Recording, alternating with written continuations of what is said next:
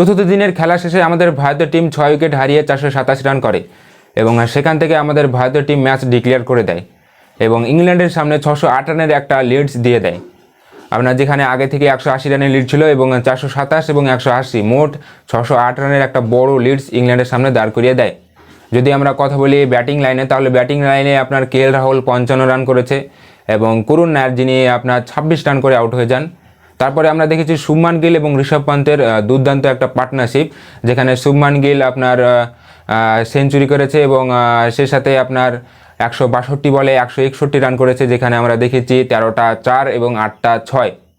তো তারপরে আমরা দেখেছি ঋষভ পান্ত যিনি 65 রান করেছে মাত্র 58টা বলে, যেখানে তিনি 8টা 4 এবং 3টে 6 মেরেছে। তারপরে আমরা দেখেছি রবীন্দ্র জাদেজা যিনি 69 রানের একটা দুর্দান্ত ইনিংস খেলে।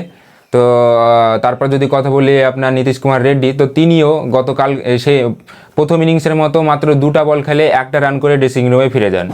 তো তারপর ওয়াশিংটন সুন্দর 12 রান করে এবং সেখান থেকেই আমাদের ভারতীয় টিমের captain Shubman Gill dressing room থেকে ম্যাচ ডিক্লেয়ার করে দেয় এবং ওয়াশিংটন সুন্দর এবং রবীন্দ্র জাদেজাকে ফিরে আসতে বলে এবং ইংল্যান্ডের সামনে আপনার 180 এবং 427 সব মিলিয়ে 608 রানের একটা বড় লিডস দিয়ে দেয়। তারপর আমাদের ভারতীয় টিম ইংল্যান্ড টিমকে ব্যাটিংয়ে নিয়ে আসে। তো তারপর যখন ইংল্যান্ড টিম ব্যাটিংয়ে আসে আপনার জ্যাক ক্রোয়েলি এবং বেন ডাকেট।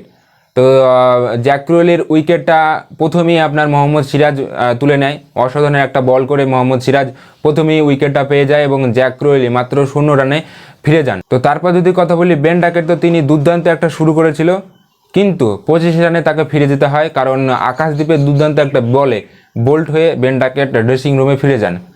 তো তারপর ওয়েলি পোপ 24 রান করে এবং জো রুট দুর্দান্ত একটা ব্যাটসম্যান ইংল্যান্ডের, তার উইকেটটা নিয়ে নেয় আকাশদ্বীপ, মাত্র 6 রানে ফিরে যায় জো রুট। আকাশদ্বীপের দুর্দান্ত একটা বলে বোল্ড হয়ে যায় জো রুট এবং এখন বর্তমানে ক্রিজে মজুত রয়েছেন আপনার ওয়েলি পোপ এবং হ্যারি ব্রোক 15 রান করেছে এবং ইংল্যান্ড টিম 72 রানে 3 উইকেট হারিয়ে। এবং আজকে যে পঞ্চম দিনের খেলা বিকেলে 3:30টার সময় শুরু হবে, সেখানে ইংল্যান্ড টিমকে 90 ওভারে 536 রান করতে হবে, তাহলেই এই ম্যাচ ইংল্যান্ড টিম জিততে পারবে। ইংল্যান্ড টিম বর্তমানে আপনার 3 উইকেট হারিয়ে 72 রান করেছে।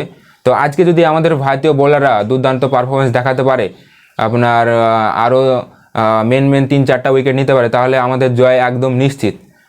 আপনার ওয়েলি পোপ এবং আপনার হ্যারি ব্রোক, তারপরে আপনার বেন স্টোক এবং জেমি স্মিথ, এদের উইকেটগুলো নিয়ে নিতে পারলেই আপনার জয় একদমই নিশ্চিত। এবার দেখার বিষয় হচ্ছে যে আমাদের ভারতীয় বোলাররা আজকে বিকেল 3:30টার পর কি করে। যদিও মোহাম্মদ সিরাজ 1টা উইকেট নিয়েছে এবং আকাশদ্বীপ 2টো উইকেট নিয়েছে, তারপরেও আজকে তাদেরকে আবারও চমক দেখাতে হবে, কারণ অন্যান্য বাকি বোলারগুলো খাতায় খুলতে পারছে না, উইকেটই নিতে পারছেন না। তো যাই হোক, এই ম্যাচ তো আমরা হারবো না, কিন্তু যদি ড্র হয় তাহলে বোলারদের কারণেই ড্র হবে।